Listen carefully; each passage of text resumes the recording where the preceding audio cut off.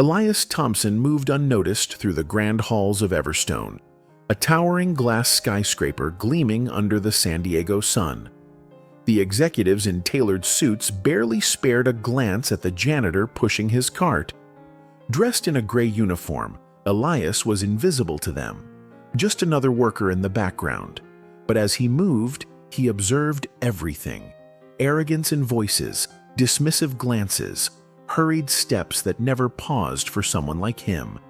He had built this company on collaboration and respect, yet now it felt like a machine valuing numbers over people.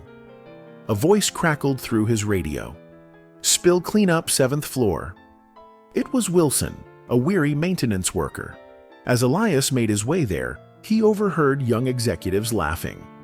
"These guys clean up our mess," one scoffed. The words stung. This company, his company, had lost its soul. Elias had returned in disguise after a long absence, wanting to see if the values he instilled remained. But in the cafeteria, executives dined at marble tables, oblivious to the workers keeping the place running. He struck up a conversation with Rosa, the dishwasher. "How are things here?" he asked. "Same as always," she sighed. "We work hard, but no one sees us." That evening, while cleaning the executive floor, Elias overheard a meeting. "We need to cut costs by 20%, a voice declared, "especially in support departments." "That will look great for investors," another replied. Elias froze. They were downsizing the very employees who kept the company running. The next morning, security guard Thomas greeted him with a smile. "Morning, sir. How are you?" Elias smiled back. "Better now that I see one friendly face. My mom always said a smile costs nothing. Not everyone here believes that." Thomas chuckled. That night, Elias sat in his modest apartment, staring at an old document listing Everstone's founding values: collaboration, respect, innovation. He had once believed in them. Now, they were just words. Days passed and he continued observing. Teamwork had been replaced by ruthless ambition. Fear ruled over inspiration. At the top of it all was CEO Laura G., impeccably dressed, her cold gaze sweeping over people without care. One afternoon, he overheard her speaking. "We pay bonuses, and what do we get? Mediocrity. I want this team restructured immediately." Beside her, Marcus H., the operations director, nodded. "We should eliminate redundant positions altogether." Elias, emptying a trash bin nearby, could hardly believe what he was hearing. "These cuts will allow us to invest where it truly matters," Laura continued. "Investors value efficiency, and that's what I intend to show them." As the meeting ended, a nervous assistant, Kevin, approached. "Ms. G., I have the reports you requested." Laura didn't slow down. "Leave them on my desk." Marcus shook his head in irritation. Kevin hesitated, hands trembling. Elias watched, his heart heavy. This wasn't the company he built. It was time for change. Laura met Elias on the 15th floor, where the executive offices were located. She wore a perfectly tailored black suit, her heels clicking against the marble floor with every step. The hallway was empty, and Elias was calmly picking up discarded papers near a room. "Whenever I need you, you're always there," Laura said, her voice carrying a tone Elias instantly recognized. He straightened slowly, his expression neutral. "Just doing my job, Madame Grant." Laura smiled, but it wasn't warm. She stepped closer, her perfume filling the air, a powerful yet sweet scent. "You're so efficient," she continued, tilting her head in a theatrical gesture. "But is that all you are? Something about you fascinates me." Elias felt tension in his chest. His heart pounded faster, but he remained composed. "It's an honor to do my job well." Laura chuckled softly, stepping even closer. "No need to be so formal. I can be generous to those I like." Elias took a subtle step back, maintaining distance. "I appreciate that, but I prefer to focus on my duties." Laura's eyes narrowed slightly, though her smile remained. The change was barely noticeable, but Elias sensed she didn't like hearing no. "You're a difficult man, Elias, but I like that," she murmured. "Have you ever considered what you could achieve if you were more flexible? Life can be so much easier with the right connections." Elias met her gaze, calm but firm. "I prefer to earn my success on my own, madame."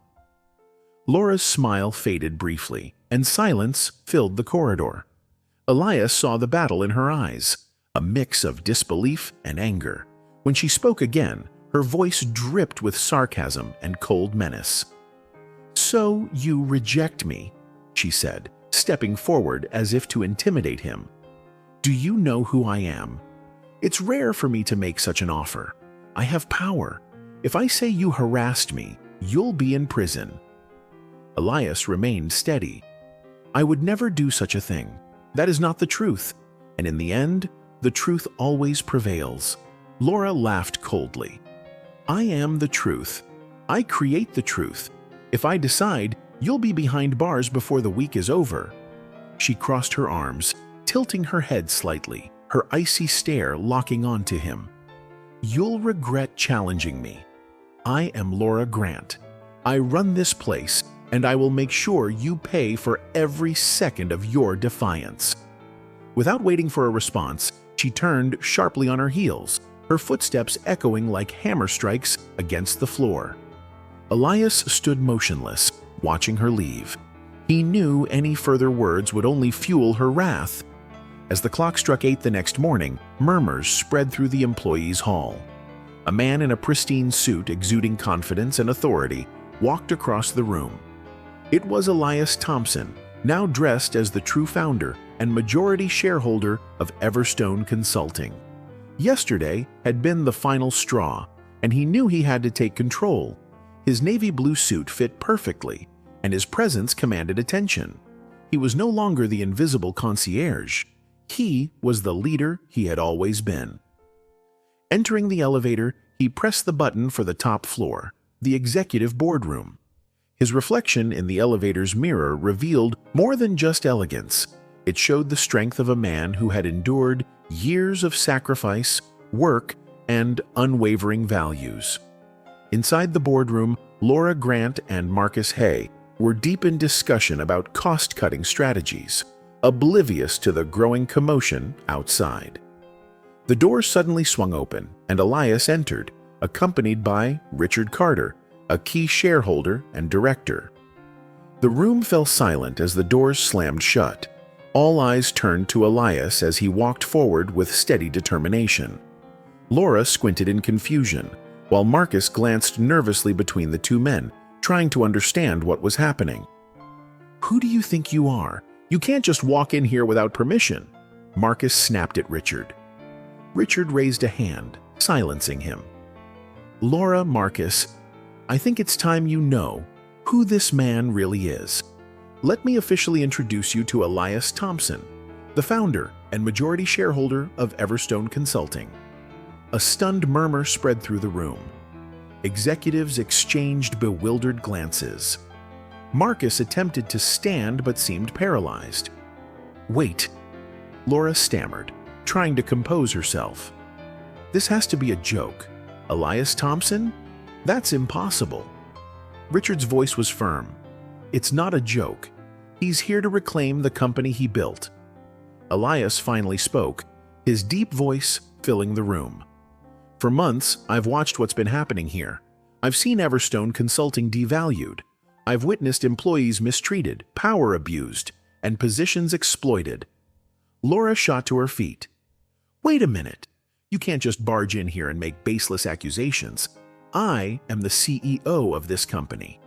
Elias smiled, controlled but unwavering. "You were. As of today, that is no longer the case."